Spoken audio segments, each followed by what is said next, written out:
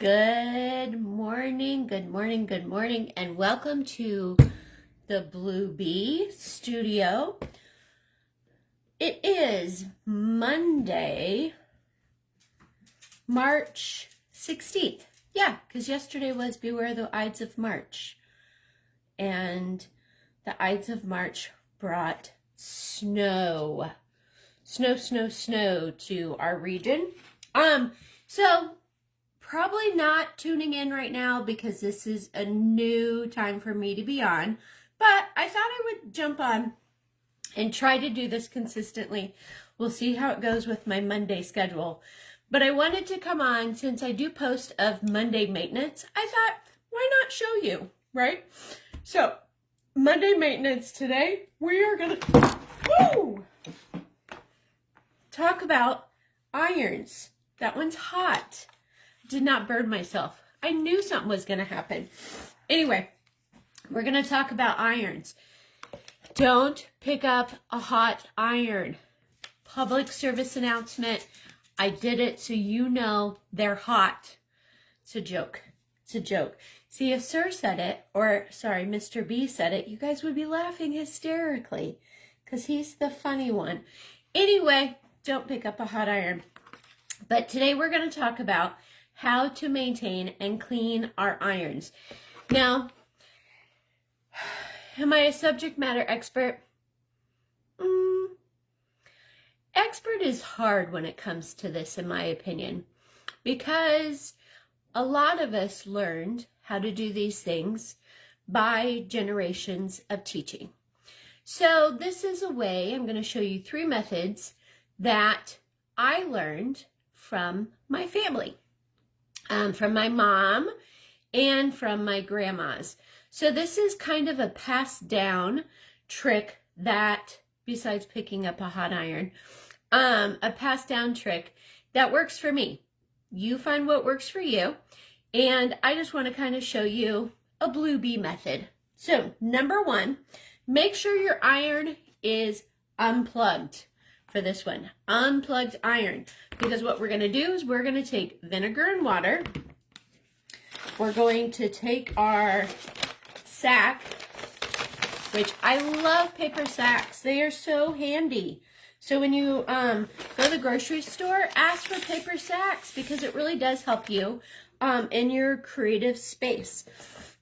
We're going to, hi, whoever just tuned in. Hello. We're going to spritz my sponge and just get it damp. I don't want it soaked. We're just going to get it damp. Then we're going to take my iron, because if you notice, it does have, probably can't see it, it does have a little bit of residue on there. And I'm just going to take my Dawn dish soap, vinegar, and water and wash that right off. Now you want to make sure that your iron is turned off and unplugged, because electricity and water do not go together. It's actually one of my most terrifying fears. If you want to know something secret about me. So we're just going to wash that off. We're just going to wash off that residue. The second thing that is a Blue Bee method is, and this was my mom's favorite, I believe, salt, just table salt, regular table salt. You're going to put a little bit of that salt. Let me put the camera down. You're going to take a little bit of that salt, just itty bitty amount, not a whole lot. Okay. Make sure your iron is turned on for this one. And we want it turned on low. We want it turned on low. We do not want it maxed out. We just want to make sure that we're getting a little bit of heat, not high heat. So I'm going to soak this one because I just used water on that one. We're going to use my bigger iron. Okay, so you're going to take your iron, okay, and you're going to just run that over the salt. Now this was my mom's favorite method. I also saw my grandma's do this method.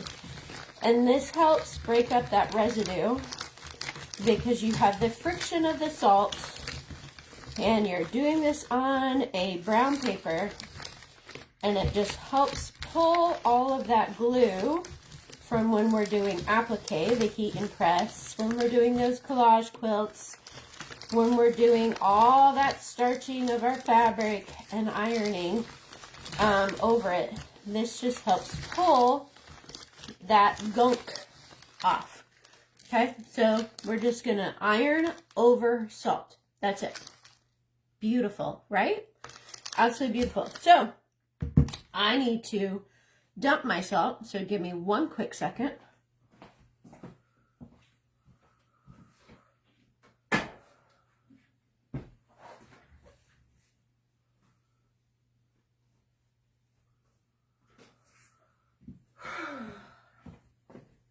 Okay, so I have dumped I'm gonna dump my salt. Just pull it in the middle. Dump, dump, dump. Putting this back. Now I have my heat pad, and this is another method. I have seen this on the internet a lot. A lot of the ladies at the guild also mentioned this. This is not my preferred method, but I have seen it, so I want to demonstrate it. This is just a dryer sheet. Dryer sheet. This is hyperallergenic with no dyes or perfumes. I highly recommend no dyes and no perfumes because you do not want to activate that scent and breathe it in, and you also do not want to activate those dyes on your dryer, on your heat mat. Okay, I would recommend doing this one on a heat mat. So you're just gonna iron over your dryer sheet, and that is also going to pull up all of those icky stickies. Remember, icky stickies. So we're just going to pull up over a dryer sheet. We want to make sure that we get every single part. Okay, and then make sure it's also on low. Then when you're done, turn them off. Okay, and then you have beautiful irons ready to use. Now, I would love to hear your preferred method. What is your Maintenance Monday iron focus? How do you clean your irons? I would absolutely love to hear it.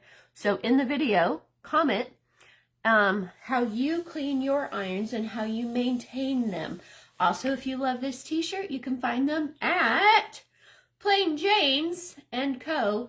in Leavenworth, Kansas. So shout out to Plain Jane's for this super awesome t-shirt.